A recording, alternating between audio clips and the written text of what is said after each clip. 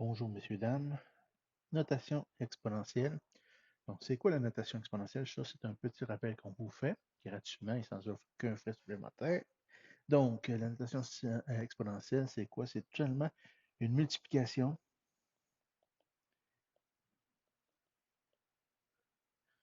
d'un nombre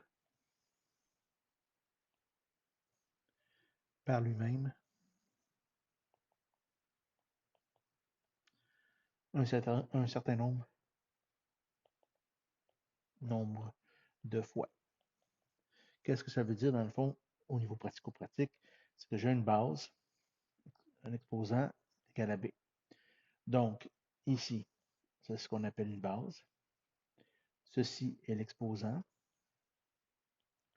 Et le B ici, ça représente la puissance. On va le voir dans 2 secondes avec un nombre pour le voir appliquer. Maintenant, quand on dit une multiplication d'un nombre répété par lui-même, donc la base, c'est le nombre que je répète par lui-même. Exposant, c'est le nombre de fois que je vais le répéter. Et la réponse de ce calcul-là, bien, c'est ce qu'on appelle la puissance. Donc, exemple, si j'ai 3 exposant 4, une belle ligne, ça.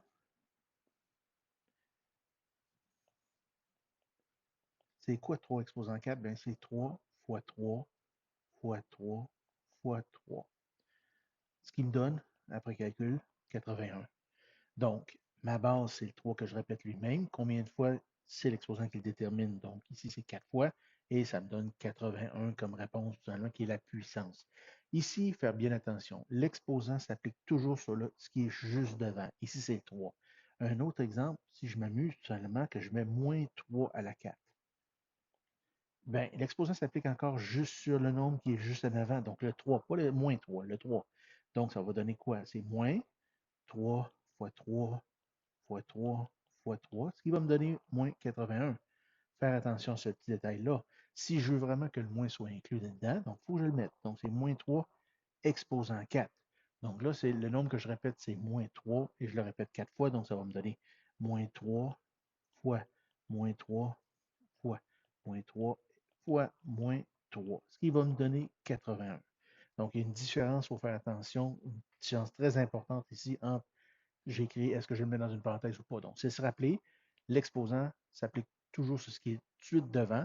Si c'est 3, c'est 3. Si dans ce cas-ci, c'est moins 3, ben, en réalité, c'est la parenthèse et la parenthèse qu'on prend comporte moins 3. Donc, c'est le moins 3 que je multiplie par lui-même tout simplement.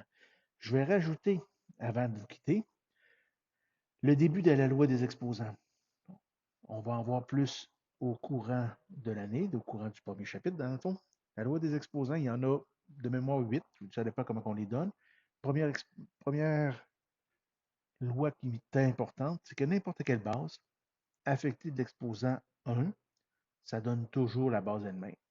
Donc, exemple de ça, si j'ai 2, ben, en réalité, c'est quoi ces 2 exposants 1? C'est l'exposant qui est avec le 2, c'est 1. On ne l'écrit pas, on ne l'écrit jamais dans le fond. Si je mets 1272, ben, c'est la même chose que 1272 exposant 1. Donc, il y a un exposant à ce nombre-là. Un entier a son exposant, sauf qu'on ne l'écrit pas parce que ça vient lourd à écrire dans la mathématique. Deuxième loi extrêmement importante, c'est que n'importe quelle base affectée de l'exposant 0, ça donne toujours 1.